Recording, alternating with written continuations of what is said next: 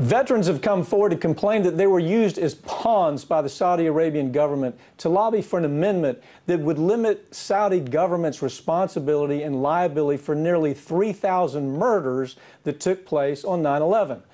The Justice Against Sponsors of Terrorism Act, or JASTA, which was passed by Congress in 2016, finally allowed the families of 9/11 victims to sue Saudi Arabia for the role of Saudi government officials in the attacks. Here to talk about the story is Farron Cousins, executive editor of the Trial Lawyer magazine.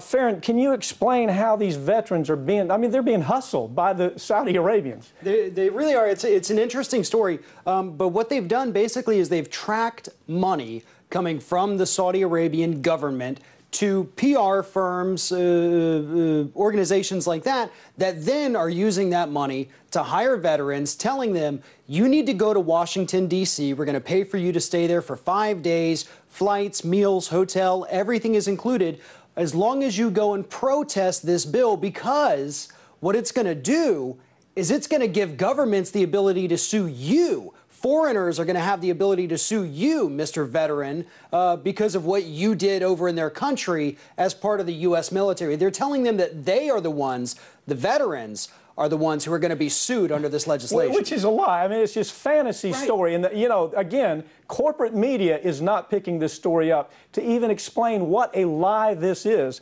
What's been the reaction for these veterans once they find out that the Saudi government and the basically corporate media that never tells the story and politicians have all lied to them about what's really happening here? It's a mix of shock and just outright disgust. These people understand that they were duped, they were lied to, they were sent on these trips. They thought they were doing something positive.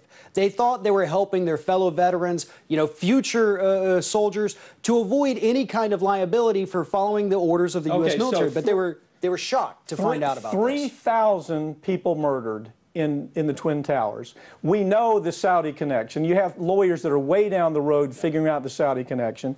As you know, our firm, full disclosure, we're working on some of this ourselves. So as we look at this, we find out that the hustle has been to scare these people and say, you're in the same shoes as the Saudi government. Isn't that kind of what they're saying here? It is, and it's a lot of the same people. You have John McCain, Lindsey Graham, who are trying to make it to where we can't sue Saudi Arabia, but they're out there telling the soldiers, they're telling Americans that if we sue them, they're going to turn around and sue us, which they can already do. I don't understand anybody buying that argument. They can do that today if they felt like it.